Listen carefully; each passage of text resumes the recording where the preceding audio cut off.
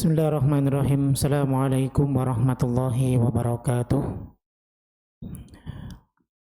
Innal hamdalillah nahmaduhu wa nasta'inuhu wa nastaghfiruh wa na'udzu bihi min shururi anfusina wa sayyiati a'malina. May yahdihillahu fala mudilla lahu wa may yudlil fala hadiya lahu. Wa asyhadu an la ilaha illallah wahdahu la syarika lahu wa asyhadu anna Muhammadan abduhu wa rasuluh sallallahu alaihi wa ala alihi wa ashabihi wa man tabi'ahum bi ihsanin ila yaumiddin. Allahumma 'allimna ma yanfa'una wanfa'na bima 'allamtana wa zidna ilma wa arinal haqqa haqqa warzuqna ittiba'ah wa arinal batila batila warzuqna ijtinabah. Amma ba'd. Jamaah rahimakumullah, alhamdulillah, pertama kita panjatkan syukur kita kepada Allah Subhanahu wa taala atas segala nikmatnya. Kemudian salawat dan salam tak lupa kita junjungkan kepada Nabi kita Muhammad sallallahu alaihi wasallam.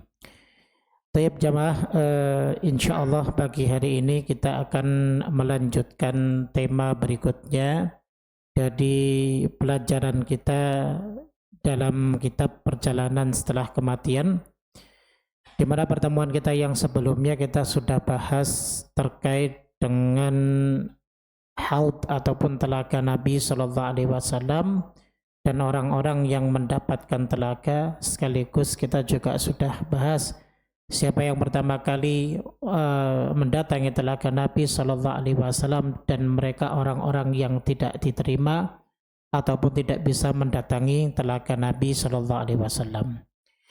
Pada kesempatan kali ini kita akan membahas telaga, yaitu tentang hisab.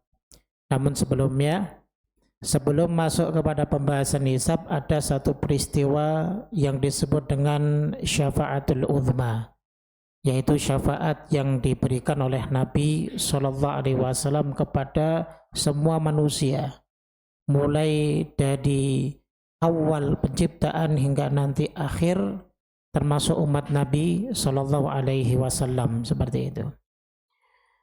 Hal ini dijelaskan di dalam sebuah hadis yang sangat panjang sekali. Ya. Hadis ini diriwayatkan, ya. Hadis ini diriwayatkan oleh Imam Al-Bukhari rahimahullahu ta'ala.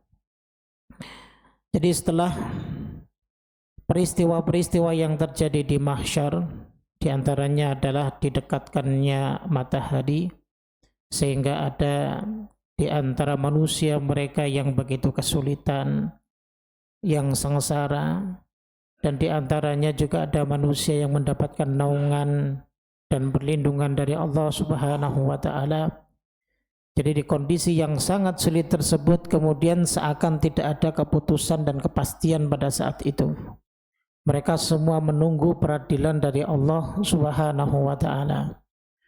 Maka pada saat itu Nabi SAW menjelaskan dalam sebuah hadis yang sangat panjang sekali, diawali dengan beliau SAW mengatakan, ana sayyidun nas yaumal qiyamah, bahwa aku adalah penghulu seluruh manusia pada hari kiamat. Wal tadruna bima dzaka, tahukah kalian kenapa demikian? Jadi Nabi jelaskan ini kepada para sahabat-sahabat beliau. Tajma'ullahu yaumal qiyamati al-awwalina wal akhirin fi sa'idin wahidin. Jadi nanti Allah Subhanahu wa ta'ala akan mengumpulkan seluruh manusia yang terdahulu sampai yang akan datang pada satu dataran tanah. Fayusmi'uhumud da'i, sehingga orang yang akan menyeru pun pada saat itu akan terdengar, semuanya mendengar. Wa yanfadhuhumul basar, dan juga dia akan dapat melihat semua manusia di tempat itu. Wa tadnu syams fayablughun nas minal ghammi wal karb, maka saat itu matahari mendekat kepada mereka Kemudian manusia akan mengalami kesedihan, ya, dan kengerian pada batas yang mereka tidak mampu dan sabar untuk menanggungnya. Wa tadnu syamsu fayablughun nas minal ghammi wal karbi ma la yatiqun wa ma la yahtamilun. Mereka sampai tidak sabar. Fayaqulu ba'dun nas li ba'dihim, lalu kemudian sebagian manusia berkata kepada sebagian yang lainnya, ala tarawna ma antum fih, apakah kalian tidak melihat keadaan yang kalian hadapi? Ala tarawna qad balagakum, dan yang menimpa kepada kalian. Ala tanzuruna man yashfa'u lakum ila rabbikum, tidakkah kalian memiliki ataupun melihat siapa yang dapat memberi syafaat untuk kalian kepada Rabb kalian? Fayaqulu ba'dun nasi li ba'din, sebagian lainnya menyatakan kepada sebagian yang lain. Maka mereka mengatakan itu Adam, datangilah Adam, karena mereka mengira bahwa Nabi Adam ini bisa memberikan syafaat kepada mereka sehingga dipercepat, ya, dipercepat persidangannya, dipercepat keadaannya, dipercepat ujiannya. Maka datang kepada Nabi Adam, fayaquluna, kemudian mereka berkata kepada Nabi Adam alaihissalatu wassalam, ya Adam, wahai Adam, anta abul bashar, engkau ini adalah bapaknya seluruh manusia. Karena kan manusia yang pertama kali diciptakan oleh Allah adalah Nabi Adam alaihissalatu wassalam. Khalaqakallahu biyadih, Allah menciptakanmu dengan tangannya. Wa nafakha fika min ruhih, dan kemudian Allah subhanahu wa ta'ala yang langsung meniupkan ruh kepadamu. Wa amaral malaikata fasajadu laka, kemudian juga para malaikat diperintahkan oleh Allah untuk sujud kepadamu. Jadi ini Nabi Adam alaihissalatu wassalam ini, ya, menurut pandangan di manusia nanti kelak di padang mahsyar, ini Nabi Adam ini pasti bisa untuk memberikan syafaat untuk mereka, memintakan syafaat dari Allah subhanahu wa ta'ala. Sebab jika dilihat dari penciptaannya, lalu kemudian kenikmatannya, bahkan Nabi Adam alaihissalatu wassalam pernah masuk surga, ya kan? Jadi mereka menganggap bahwa Nabi Adam ini pasti bisa memberikan syafaat kepada mereka, apalagi bahkan para malaikat, ya, diperintahkan oleh Allah Subhanahu wa taala untuk sujud kepada Nabi Adam alaihissalatu wassalam, ya. Sehingga mereka mendatangi Nabi Adam alaihissalatu wassalam minta isfa' lana ila rabbik, ya, berikanlah syafaat untuk kami dari Rabbmu. Ala tara ila ma nahnu fih, ala tara ila ma qad balagona, bukankah engkau melihat kami ini sungguh sangat sengsara sekali, ya, kami sangat tidak sabar dengan keadaan yang menimpa pada kami pada saat ini. Fayaqulu Adam, maka Nabi Adam alaihissalatu wassalam berkata kepada mereka, inna rabbi ghadibal yaum ghadban lam yaghdab qablahu mithlah, sesungguhnya Rabbku hari ini sungguh murka dengan kemurkaan yang sebelumnya ataupun setelahnya belum pernah aku ketahui. Artinya kemurkaan yang Allah subhanahu wa ta'ala benar-benar tunjukkan itu tidak pernah Allah subhanahu wa ta'ala semurka itu sebelumnya. Wa innahu nahani 'anis syajar, dan Allah dulu ketika aku di surga melarang aku untuk mendekati sebuah pohon. Fa'asaituhu, tapi aku melanggarnya, ya. Maka Nabi Adam mengatakan nafsi, ya, nafsi. Dia mengatakan bahwa diriku sendiri butuh dengan syafaat, diriku sendiri butuh dengan syafaat. Idhabu ila ghairi, idhabu ila Nuh, pergilah, carilah syafaat selainku, ya.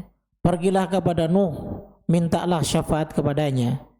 Jadi Nabi Adam alaihi salatu wassalam menunjukkan, ya, kepada umat manusia, kepada Nabi Nuh alaihi salatu wassalam, agar mereka bisa meminta syafaat kepada Nabi Nuh. Barangkali Nabi Nuh alaihi salatu wassalam bisa memberikan syafaat kepada mereka, sebab kita tahu bahwa Nuh alaihi salatu wassalam itu adalah awwalur rasul, rasul yang pertama kali diutus oleh Allah Subhanahu wa taala, seperti itu. Taib, jamaah sekalian rahimakumullah. Jadi di sini Nabi Adam alaihi salatu wassalam bukan berarti beliau tidak sayang, tidak cinta kepada anak cucu beliau. Karena kita semua ini adalah anak cucunya Nabi Adam alaihi salatu wassalam. Kita ini terlahir dari keturunan Nabi Adam alaihi salatu wassalam. Akan tetapi pada hari itu, hari yang sangat dahsyatnya sehingga Nabi Adam alaihissalatu wassalam pun tidak bisa berbuat apa-apa, tidak mampu untuk berbuat apa-apa, dan Nabi Adam tidak percaya diri untuk memberi syafaat kepada manusia, sementara pada saat itu Allah Subhanahu wa taala sedang murka. Dan meskipun Nabi Adam alaihissalatu wassalam ketika melakukan kesalahan sudah bertobat kepada Allah, dan kita tahu di dalam Al-Quran pun disebutkan bahkan Nabi Adam pun sudah mendapatkan ampunan dari Allah Subhanahu wa taala. Artinya taubatnya itu diterima oleh Allah Subhanahu wa taala. Jadi subhanallah, sedikit kalau kita bisa mengambil dari pelajaran ini jamaah sekalian rahimakumullah, dengan satu dosa yang pernah dilakukan oleh Nabi Adam alaihissalatu wassalam, beliau sampai malu untuk memintakan syafaat kepada manusia, kepada anak cucu beliau. Hanya satu kesalahan, hanya satu dosa, dan dosa itu pun sudah diampuni oleh Allah Subhanahu wa taala setelah beliau bertaubat kepada Allah. Nah, bagaimana dengan kita yang dosanya begitu banyak, subhanallah.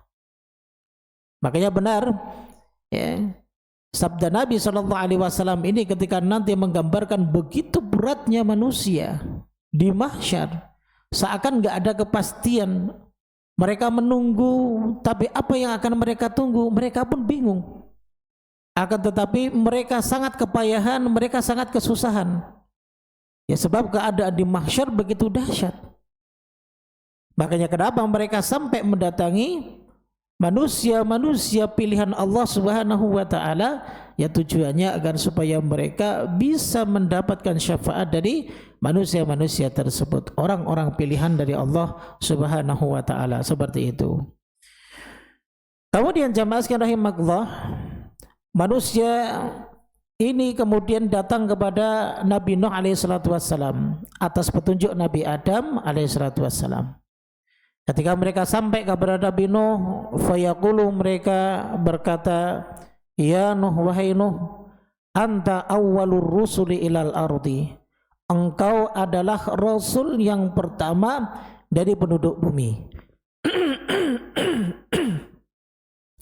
Sammakallahu abdan syakura, Allah Subhanahu wa taala telah menamakanmu sebagai abdan syakura, seorang hamba yang pandai bersyukur.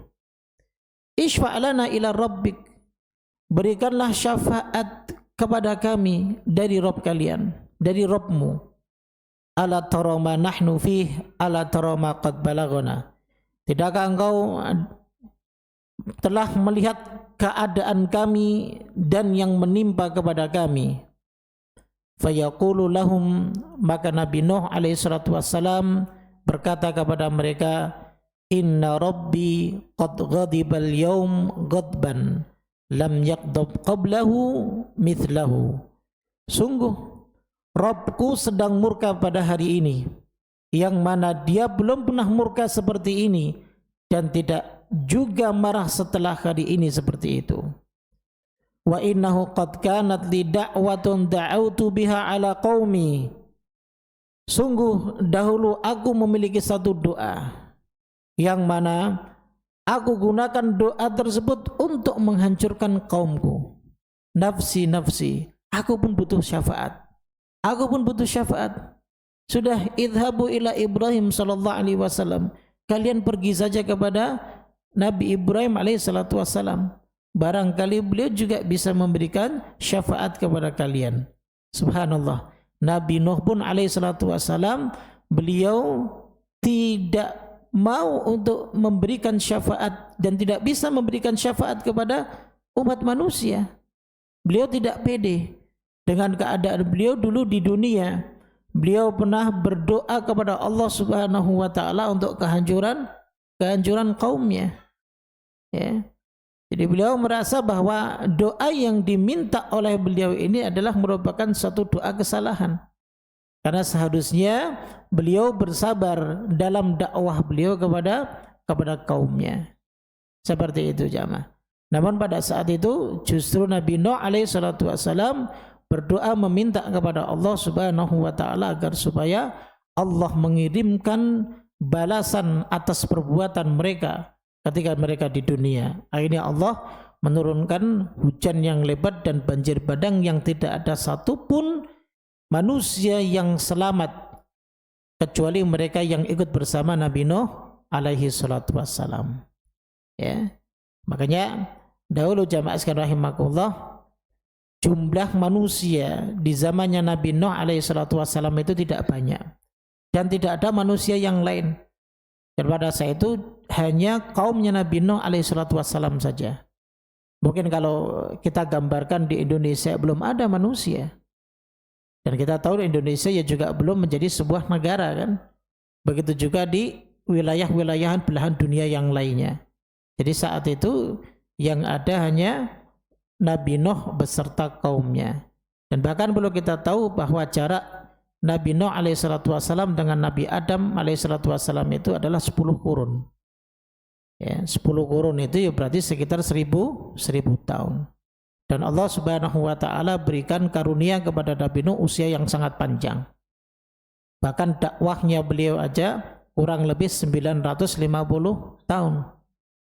Dan dakwah beliau itu ya bukan seperti sekarang kayak ustadz-ustadz itu berdakwah pagi ceramah, kemudian istirahat, sore ceramah, kemudian istirahat, tidak. Bahkan beliau menyebutkan di dalam surat Nuh sendiri, Allah abadikan, qala rabbi inni da'autu qaumi lailan wa nahara. Aku dakwahi kaumku itu siang dan malam. Jadi tidak putus-putus. Jadi kerjaan Nabi Nuh alaihi salatu wasallam itu berdakwah. Dan metode yang digunakan oleh Nabi Nuh dakwahnya pun berbeda-beda, bermacam-macam. Dengan dakwah sir, yaitu sembunyi-sembunyi ataupun mendatangi rumah-rumah kaumnya, mengajak untuk beribadah kepada Allah Subhanahu wa taala. Terkadang berdakwah dengan terang-terangan saat ada beberapa kaumnya yang sedang kumpul-kumpul kemudian didatangi oleh Nabi Nuh alaihi salatu wassalam.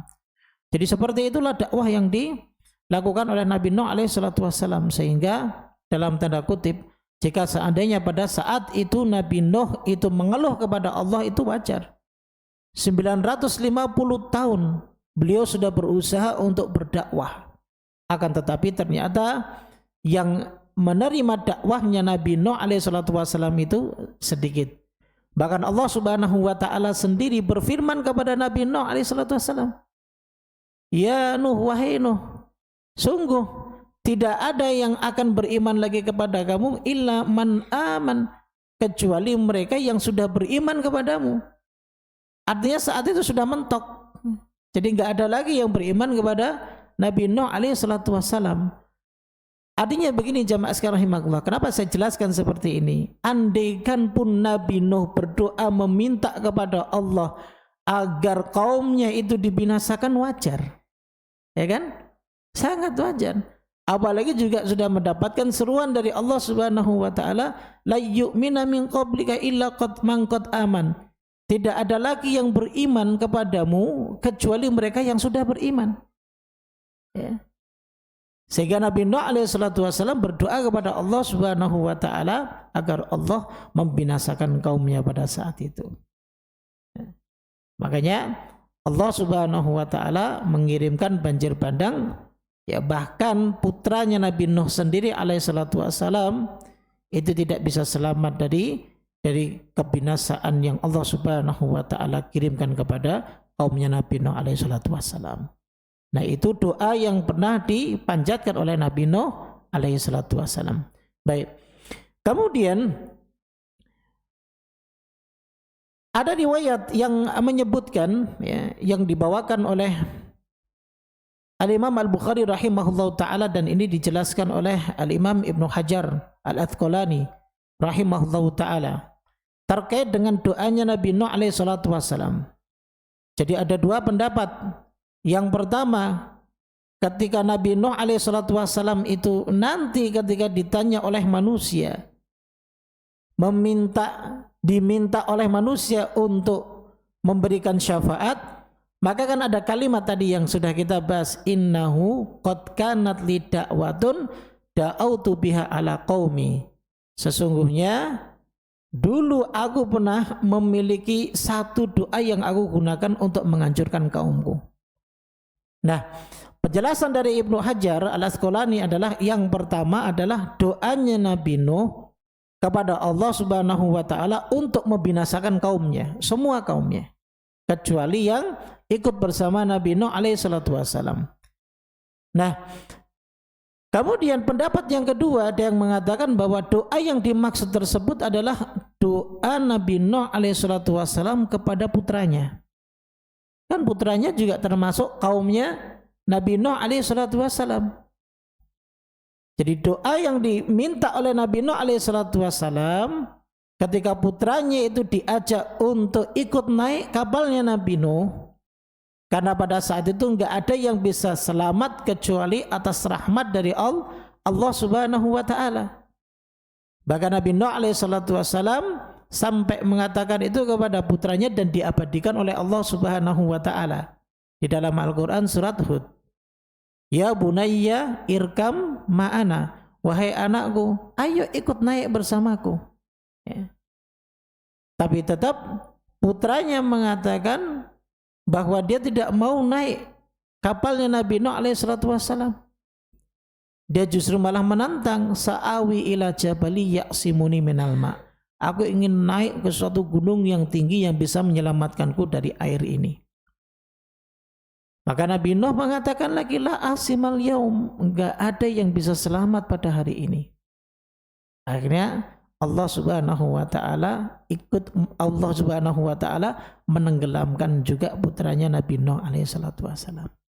Nah, ada doa yang diminta oleh Nabi Nuh alaihi salatu wassalam. Ya Rabb, inna ibni min ahli wa inna wa'dakal haq. Ya Allah, sesungguhnya dia adalah anakku itu dari keturunanku, dari keluargaku. Wa inna wa'dakal haq, sungguh aku tahu janji engkau itu benar. Wa anta ahkamul hakimin, dan engkau adalah hakim yang seadil-adilnya. Artinya Nabi Nuh berdoa kepada Allah agar supaya ketika putranya ini wafat, ya dia diwafatkan dan diselamatkan dari kekufuran, agar dosa-dosanya diampuni oleh Allah Subhanahu wa taala. Makanya saat itu Allah langsung menegur Nabi Nuh alaihi salatu wassalam, qala ya Nuhu innahu laisa min ahlik. Wahai Nuh, sungguh dia itu bukan termasuk keluargamu. Artinya yang dijanjikan akan diselamatkan. Ya. Innahu amalun ghairu salih. Sungguh anakmu ini perbuatan yang tidak baik. Wala tas'alni ma laysa laka bihi ilm. Jangan kau bertanya kepadaku sesuatu yang kau tidak memiliki ilmu tentangnya. Karena manusia wajar, dia akan melihat sesuai zahirnya. Dia akan menagih sesuai dengan janjinya. Ya. Nabi Nuh alaihi salatu wassalam mengira bahwa Allah menjanjikan ya keluarganya akan bisa selamat bersama dirinya. Maka ini menjadi pelajaran buat kita, belum tentu ketika kita selamat dari neraka Allah atas amal soleh yang kita lakukan, anak-anak kita bisa selamat juga, belum tentu jamaah. Kembali kepada amalan kita masing-masing. Tidak bisa seseorang itu menisbatkan ke orang tuanya ataupun mungkin ada orang tua yang menisbatkan amalan anak-anaknya, tidak mungkin bisa menyelamatkan dirinya kecuali keimanan dan ketakwaan dirinya pribadi kepada Allah Subhanahu wa taala. Membantu memberikan syafaat bisa, tapi untuk siapa? Untuk sesama orang-orang mukmin. Enggak mungkin seorang mukmin bisa memberikan syafaat kepada orang kafir. Orang yang sudah kufur kepada Allah, orang yang sudah kufur kepada Rasulnya, tidak bisa. Ya. Sehingga jamaah sekalian rahimakumullah, jangan mengandalkan kesolehan orang tua kita, jangan mengandalkan kesolehan nenek moyang kita, kakek kita dulu kiai, ustadz, atau mungkin bahkan keturunan Nabi Sallallahu Alaihi Wasallam. Ya. Tidak bisa kita andalkan mereka, kecuali amal perbuatan kita sendiri. Kan Allah Subhanahu wa taala sudah berfirman, tilka ummatun qad khalat. Mereka manusia-manusia dan umat-umat yang telah berlalu. Laha ma kasabat walakum ma kasabtum. Bagi mereka apa yang mereka telah berbuat, bagi kalian apa yang kalian perbuat. Wala tus'aluna amma kanu ya'malun. Kalian enggak akan ditanya atas perbuatan yang telah dilakukan oleh mereka. Nanti kita akan bahas tentang masalah hisab. Dan ada satu poin yang sangat menarik sekali, ya, yaitu tentang kita semua ini tidak akan diminta tanggung jawabnya kalau kita tidak berbuat. Kita tidak akan dihisab ataupun dihukum kalau kita tidak melakukan. Ya, jadi seperti itu. Lah bagaimana dengan dosa anak-anak kita? Ya kalau dosa anak-anak kita, kalau dia dosa sendiri ya kita enggak tanggung jawab. Begitu pula dosa kita, anak-anak kita pun enggak akan tanggung jawab. Nanti akan kita bahas ya setelah kita membahas tentang syafaatul uzma ini, karena ini sebagai pengantar untuk masuk ke dalam pembahasan yaumul hisab seperti itu, ya. Jadi ya dua doa ini yang disebutkan oleh para ulama, ya mungkin salah satunya karena Nabi Nuh alaihi salatu wasallam menyebutkan bahwa qad kana li da'watun da'autu biha ala qaumi. Aku dulu pernah doa yang aku gunakan doa itu untuk kaumku, untuk membinasakan kaumku, ataupun untuk kaumku yang dimaksud di sini adalah putranya Nabi Nuh alaihi salatu wasallam. Sehingga Nabi Nuh malu untuk memintakan syafaat kepada Allah. Beliau khawatir kalau yang beliau minta itu ternyata sesuatu yang beliau tidak ketahui, sebenarnya enggak boleh seperti itu loh. Sebagaimana ketika beliau meminta kepada Allah agar supaya anaknya terselamatkan. Ya, dan dia menganggap bahwa putranya itu adalah keluarganya, berarti kan termasuk keluarganya orang-orang soleh seperti itu. Ternyata dibantah oleh Allah Subhanahu wa taala. Nah, ini juga yang dikhawatirkan oleh Nabi Nuh alaihi salatu wasallam ketika diminta untuk memintakan syafaat kepada Allah kepada manusia, untuk manusia, ya khawatir bahwa yang diminta tersebut ternyata juga permintaan yang salah, yang tidak dibenarkan. Akhirnya Nabi Nuh alaihi salatu wasallam ya memberikan ya petunjuk kepada manusia agar supaya meminta kepada Nabi Ibrahim alaihi salatu wasallam. Maka mereka datang kepada Nabi Ibrahim alaihi salatu wasallam, jemaah. Lalu kemudian mereka berkata sebagaimana yang mereka katakan kepada Nabi Adam dan juga yang mereka katakan kepada Nabi Nuh. Mereka mengatakan anta nabiyullah wa khaliluhu min ahlil ardi. Wahai Ibrahim, engkau adalah nabiullah dan kekasihnya dari penduduk dunia. Ishfa' lana ila rabbik. Berikanlah syafaat kami dari Rabbmu. Ala tara ila ma nahnu fih, ala tara ila qad balagona. Tidakkah engkau telah melihat keadaan kami yang begitu sulit, ya, menunggu kepastian setelah ini apa nih yang akan terjadi? Maka fayaqulu lahum Ibrahim, Nabi Ibrahim alaihissalatu wassalam berkata kepada mereka, inna rabbi qad ghadibal yawm ghadban lam yaghdab qablahu mithlah wala yaghdab ba'dahu mithlah. Sungguh Rabbku sedang murka pada hari ini, yang mana dia belum pernah murka seperti itu dan tidak juga marah setelah hari ini seperti itu, ya. Wa dzakara kadzabatihi, lalu kemudian Nabi Ibrahim alaihissalatu wassalam menyebutkan beliau itu pernah punya kesalahan. beliau pernah berdusta sebanyak 3 kali. Dan beliau anggap itu merupakan kesalahan. Karena yang namanya berbohong itu ya tetap bohong dan merupakan kesalahan dan dosa. Maka beliau mengatakan, nafsi nafsi, aku pun butuh syafaat. Aku pun butuh syafaat. Idhabu ila ghairi, pergi saja ke selainku. Idhabu ila Musa, pergi saja kepada Nabi Musa. Jadi jamaah sekalian rahimakumullah, jadi yang dimaksud oleh Nabi Ibrahim, ya, beliau mengatakan, ya, beliau pernah melakukan kedustaan ataupun beliau pernah berbohong. Sebenarnya yang dimaksud dengan bohongnya Nabi Ibrahim alaihissalatu wassalam ini, kalau disebutkan oleh para ulama, termasuk bagian daripada ma'aridil kalam. Ma'aridil kalam itu semacam tauriyah. Kalau kita pernah tahu Nabi SAW, beliau pernah bersabda tentang dusta yang diperbolehkan. Ada 3 dusta yang diperbolehkan. Jadi antaranya adalah dusta tauriyah. Ya. Sebenarnya dia bukan dusta, tapi menggunakan bahasa-bahasa yang mengelabui orang lain. Ya. Seakan, ya, yang disampaikan itu ya benar, ya memang benar sebenarnya. Tapi ada nilai kebohongan di situ, tapi kebohongan yang dibolehkan. Ya. Kalau yang dicontohkan oleh para ulama itu seperti berbohongnya suami kepada istri, seperti itu. Ya. Berbohongnya suami kepada istri ya untuk menyenangkan hati sang istri. Ya. Tapi bukan bohong yang besar. Ya kalau bahasa kita sekarang lah, kalau istri masak terlalu asin, ya, kemudian dicicipi, enak enggak? Oh Masya Allah enak. Keasinan enggak? Oh pokoknya enak lah, seperti itu. Ya. Cuman saya butuh kuah lagi gitu. Ini ditambah kuahnya yang sama, gitu. Ditambah asin lagi kan.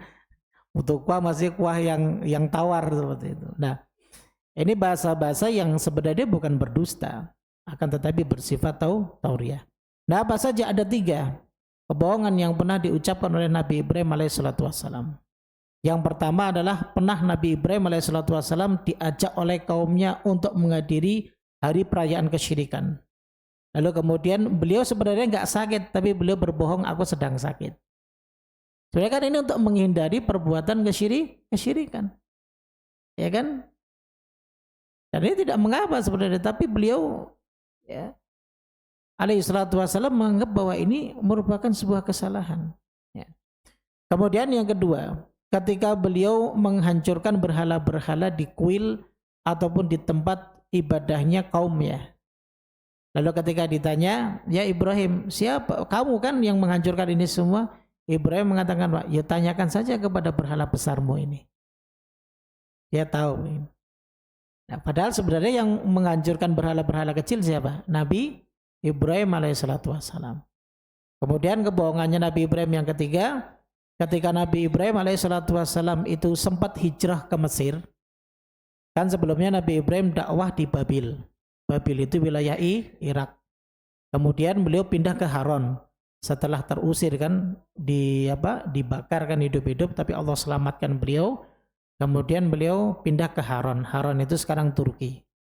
Beliau berdakwah di situ. Nah, kaumnya yang ada di situ itu mereka penyembah matahari, bintang dan bulan. Yang di dalam Al-Qur'an itu Allah abadikan.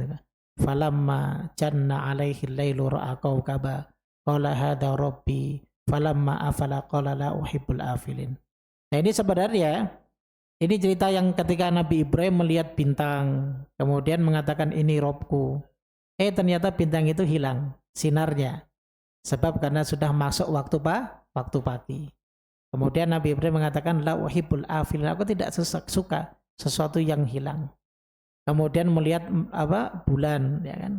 Nah, bulan ternyata juga sinarnya hilang ketika mendekati waktu pagi. Kemudian melihat matahari yang sinarnya luar biasa lebih besar. Tapi kemudian sinarnya ikut hilang juga ketika memasuki waktu malam. Nah, sebenarnya kisah ini bukan kisahnya Nabi Ibrahim yang sedang mencari Tuhan, tidak. Sebagaimana orang-orang ahli filsafat kan yang menyebutkan bahwa kisah ini adalah kisah pencarian Tuhannya Nabi Ibrahim alaihissalatu wassalam, tidak. Sebenarnya Nabi Ibrahim alaihissalatu wassalam, ya, saat itu beliau sudah mukmin karena kan beliau sudah dari Babilonia. Beliau berdakwah, mendakwai kaumnya yang menyembah berhala. Ya kan, sudah jelas beliau seorang rasul utusan Allah. Sehingga ketika pindah ke Haran, maka beliau ini sedang berdiskusi kepada penduduk Haran bahwa apa yang disembah oleh mereka itu tidak abadi dan tidak kekal. Buktinya sinar bintang bisa lenyap. Kalau memang minimal lah mereka itu Tuhan yang dimaksud, maka tidak bisa lenyap dong. Dengan datangnya sesuatu yang lain. Akan kekal dan abadi. Hatta waktu siang misalnya bintang pun harusnya tetap bersinar. Bulan pun tetap harus bersinar dan tetap menampakkan diri. Mana yang dimaksud Tuhanmu kok hilang kalau waktu siang? Nah, jadi ini merupakan apa? Merupakan bantahannya Nabi Ibrahim alaihissalatu wassalam. Nah, dari Haran, ya, beliau kemudian ke Filistin. Nah, Filistin ini markas dakwahnya beliau. Ya, markas dakwahnya Nabi Ibrahim alaihissalatu wassalam. Nah, dari Filistin, sebab karena ada paceklik, ya, lalu Nabi Ibrahim hijrah ke Mesir. Kan dekat-dekatan ini semua. Nah, maka di Mesir itu dulu ada Fir'aun, seorang raja. Ya, raja ini akan menangkap, akan membawa seorang wanita. Ya ceritanya lah, ya, akan panjang lah tentang itu. Nah, saat itu Nabi Ibrahim alaihissalam ketika ditanya, siapa ini wanita yang bersamamu? Beliau menjawab bukan istrinya, tapi beliau menjawab saudarinya. Sebab kalau beliau menjawab istrinya maka langsung dibunuh. Akhirnya menjawab saudarinya. Ya, ketika saudarinya berarti sang raja mengambil Sarah istrinya Nabi Ibrahim alaihissalam. Ya, kemudian singkat cerita, Sarah akhirnya diselamatkan oleh Allah Subhanahu wa taala atas doanya dan doa Nabi Ibrahim alaihissalam. Nah, inilah 3 hal yang pernah Nabi Ibrahim itu berbohongnya, mah. Nah, beliau menganggap serius kebohongan tersebut. Padahal itu bagian daripada tauriyah untuk menyelamatkan diri dari kesyirikan kepada Allah Subhanahu wa taala. Akan tetapi dengan hal itu beliau tidak pede untuk meminta syafaat kepada manusia dari Allah Subhanahu wa taala. Sehingga beliau menunjukkan kepada manusia agar supaya mendatangi Nabi Musa alaihissalatu wassalam. Sama, kemudian mereka pun mendatangi Nabi Musa alaihissalatu wassalam dengan meminta syafaat kepada Nabi Musa. Dan perlu kita ketahui bahwa Nabi Musa alaihissalatu wassalam Allah Subhanahu wa taala berikan keutamaan dibanding nabi-nabi Allah yang lain, dibanding rasul-rasul utusan Allah Subhanahu wa taala yang lain. Di antaranya adalah Nabi Musa alaihissalatu wassalam diajak bicara oleh Allah Subhanahu wa taala padahal di dunia. Ya. Makanya julukannya Nabi Musa adalah Kalimullah, manusia yang diajak bicara oleh Allah Subhanahu wa taala di dunia. Jadi seperti itu. Nah, harapan mereka manusia ini mendatangi Nabi Musa agar sekiranya Nabi Musa bisa memintakan syafaat kepada Allah Subhanahu wa taala untuk mereka. Sama perkataannya manusia. Akan tetapi Nabi Musa alaihissalatu wassalam pun tidak pede untuk meminta syafaat kepada Allah Subhanahu wa taala yang diperuntukkan untuk semua manusia. Kenapa? Pernah ada kesalahan yang dilakukan oleh Nabi Musa alaihissalatu wassalam. Beliau pernah membunuh seseorang yang mana Allah tidak memerintahkannya untuk membunuh. Ya. Jadi mungkin jamaah sudah tahu kisahnya. Nabi Musa alaihissalatu wassalam pernah membunuh orang Kipti. Orang Kipti itu asli penduduk Mesir. Ya. Yang dimana saat itu sedang cekcok dengan Bani Israel. Artinya kaumnya Nabi Musa alaihissalatu wassalam. Ya, satu kaum, artinya satu keturunan lah seperti itu. Nah, ketika ada cekcok seperti itu, lalu kemudian Nabi Musa alaihissalatu wassalam berusaha untuk melerai. Ya, ceritanya tentunya panjang, kisahnya Nabi Musa alaihissalatu wassalam. Lalu kemudian tanpa ia sengaja atau tidak sengaja, saking jengkelnya tidak bisa dilerai, Tapi Nabi Musa seakan berat hati tetap membela Bani Israel. Jadi dipukullah orang Kipti tersebut, ya, yang seharusnya pukulan tersebut sih nggak membuat orang itu meninggal. Ya. Nah, kalau ada orang dipukul kan hanya dipukul paling kan sakit. Kalau ini enggak. Atau mungkin kekuatannya Nabi Musa luar biasa kan. Dipukul sekali langsung wafat meninggal. Nah sebab karena itu tapi Nabi Musa alaihissalatu wassalam saat itu sudah bertobat kepada Allah subhanahu wa ta'ala. Tapi sebab karena kesalahan itu Nabi Musa alaihissalatu wassalam tidak pede untuk meminta syafaat dari Allah subhanahu wa ta'ala. Sehingga beliau mengatakan nafsi nafsi. Aku juga butuh syafaat. Aku juga butuh syafaat.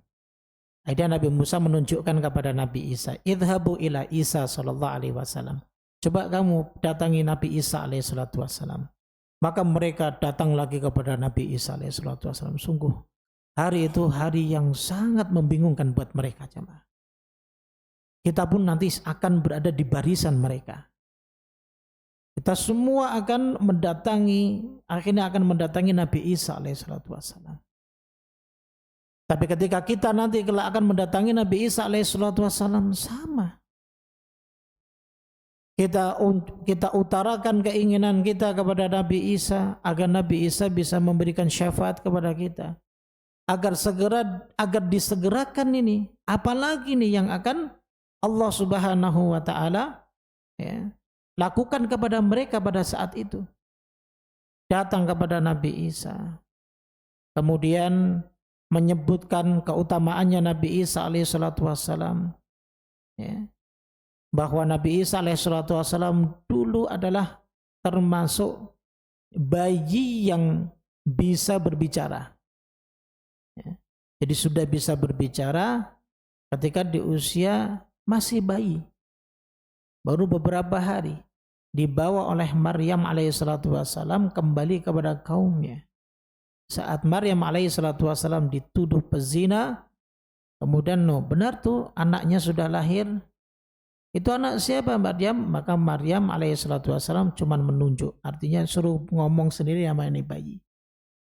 Akhirnya bayi tersebut kemudian bayinya itu Nabi Isa alaihissalatu wassalam ya, mengatakan ini Abdullah ataniyal kitab wa ja'alani nabiyya.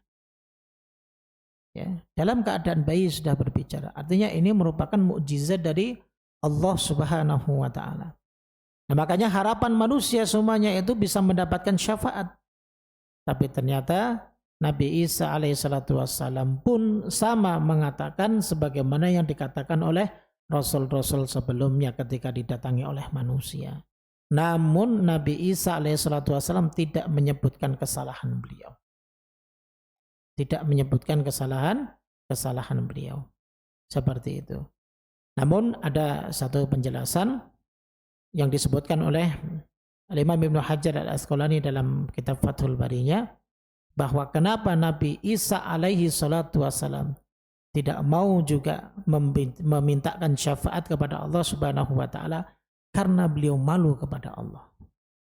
Kenapa beliau malu kepada Allah? Sebab, dalam tanda kutip jamaah, sebab karena beliau maka Allah subhanahu wa ta'ala tersekutukan, tersyirikkan. Ya. Karena beliau. Sebab kaumnya beliau menganggap Nabi Isa alaihissalatu wassalam itu adalah anak Tuhan. Ya. Maka ada satu riwayat yang menyebutkan bahkan Nabi Isa alaihissalatu wassalam mengatakan inni ittakhadtu ilahan min dunillah. Jadi aku dijadikan Tuhan selain Allah. Ya. Itu yang membuat Nabi Isa alaihissalatu wassalam malu untuk meminta syafaat kepada Allah subhanahu wa ta'ala. Ya.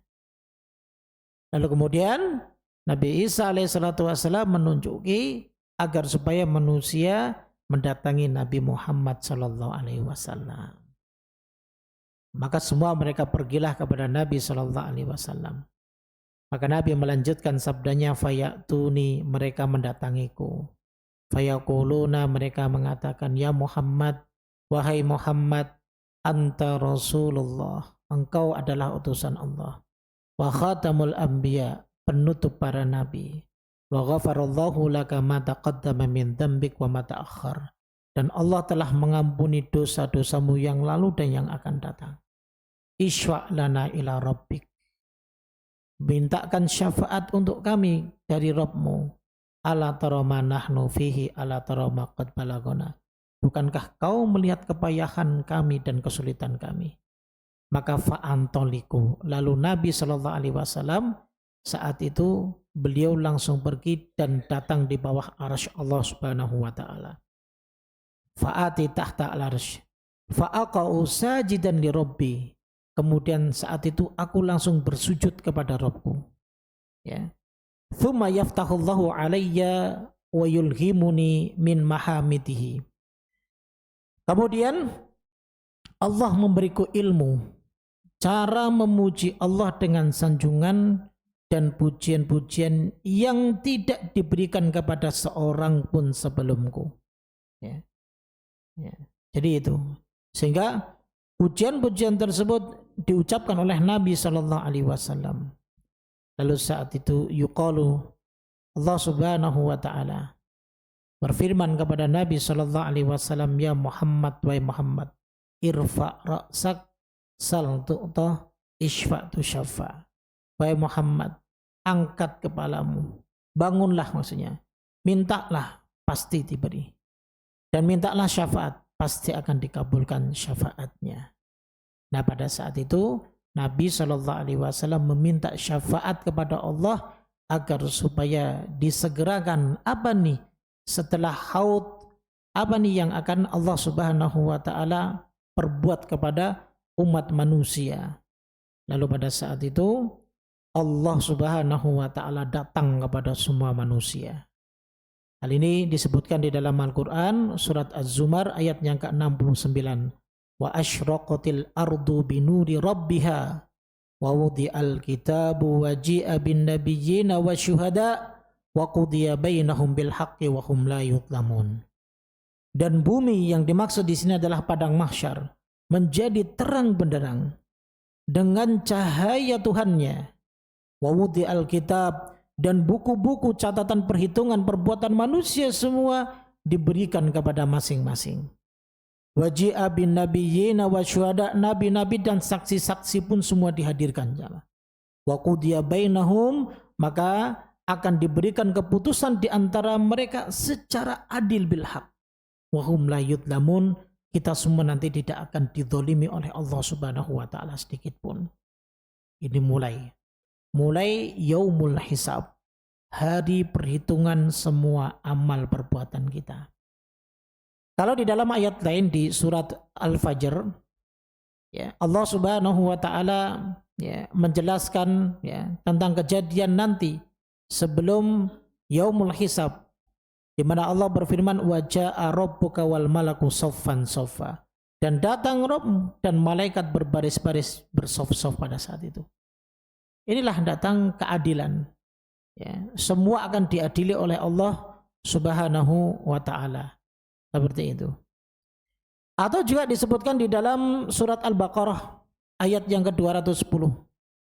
Di sini Allah Subhanahu wa taala juga menyebutkan hal yanzuruna illa ayyatiyahumullahu fi dhulalin minal ghamam wal malaikatu wa qudiyal amru wa ilallahi turja'ul umur. Tidak ada yang mereka orang-orang kafir tunggu-tunggu kecuali datangnya azab Allah bersama malaikat-malaikat di atas awan. Sedangkan perkara mereka telah diputuskan dan kepada Allah lah segala perkara dikembalikan. Jadi itulah mulai yaumul hisab. Semua akan dihisab. Bagi mereka yang catatan amalnya baik, yang Allah perlihatkan kepada mereka, mereka akan bahagia. Tapi ada di antara mereka nanti akan ketakutan luar biasa. Mereka adalah orang-orang pendosa, jemaah. Di antaranya adalah mereka orang-orang kafir. Mereka orang-orang musyrik yang mereka tahu ketika diperlihatkan catatan amalan mereka, mereka baru sadar bahwa begitu banyak kesalahan yang mereka lakukan. Bahkan di surat Al-Fajr Allah Subhanahu wa taala menyebutkan waji'a, ya, didatangkan kepada mereka, selain Allah datang kepada mereka, diperlihatkan kepada mereka neraka jahanam. Waji'a yauma idzin bi jahannam, ya, yauma idzi yatadzakkarul insanu wa anna lahu dzikra. Pada hari di mana semua manusia teringat atas perbuatan mereka. Kenapa mereka teringat?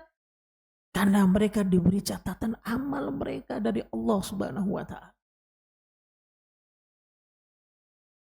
Semua mereka pada menyesal, yaqulu ya laitani qaddamtu li hayati.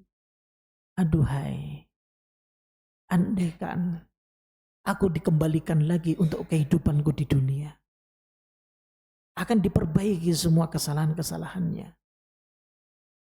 Tapi tidak mungkin hal tersebut bisa terjadi. Sehingga penyesalan mereka adalah penyesalan yang sungguh tidak berguna. Ya. Kalau di dalam surat Al-Kahfi, ya, pernyataan mereka orang-orang kafir ketika wawudi al-kitab, ketika kitab catatan amal itu diberikan kepada mereka, maka fataral mujrimina musyfiqina mimma fih. Kau akan melihat ya Muhammad, para pendosa, orang-orang kafir itu merasa ketakutan atas catatan amal tersebut.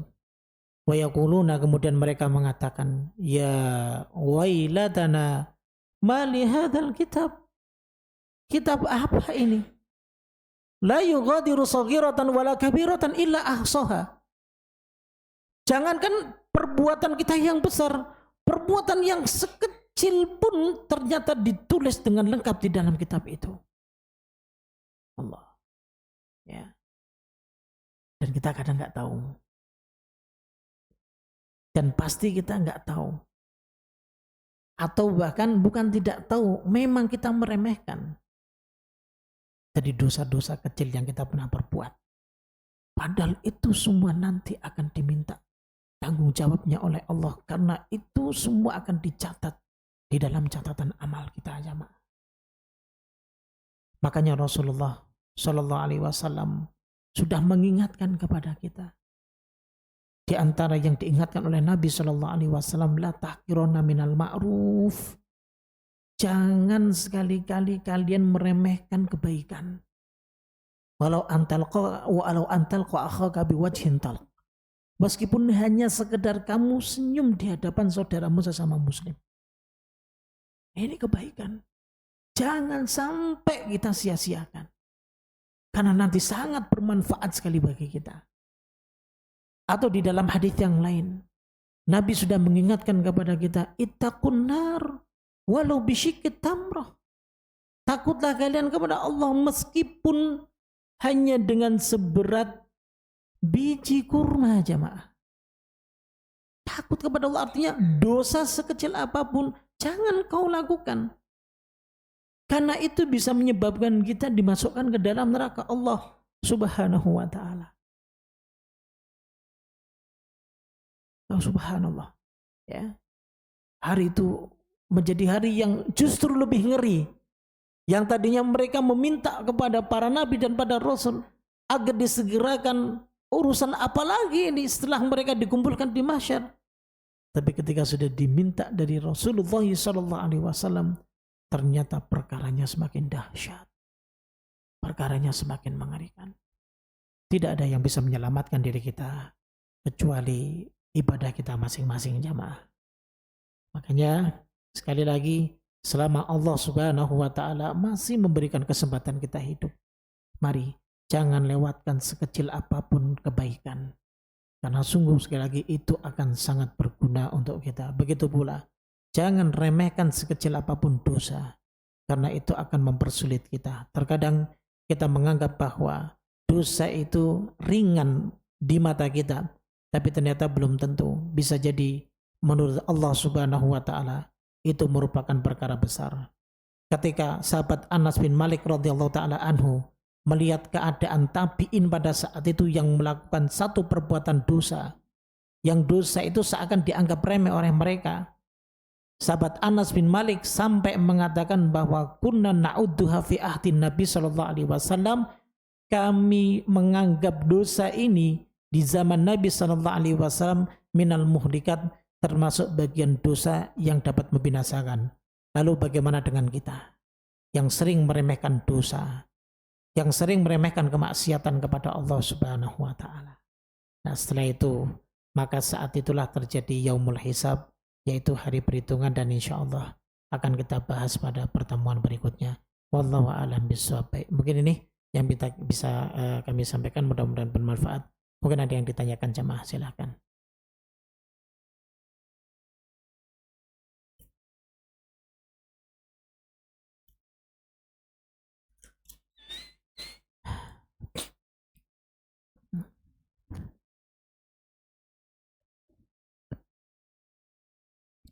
Tidak ada? Kalau tidak ada, kita cukupkan. Subhanakallah bihamdik, syahadu an la ilaha illa anta astaghfiruka wa atubu ilaik. Assalamualaikum warahmatullahi wabarakatuh.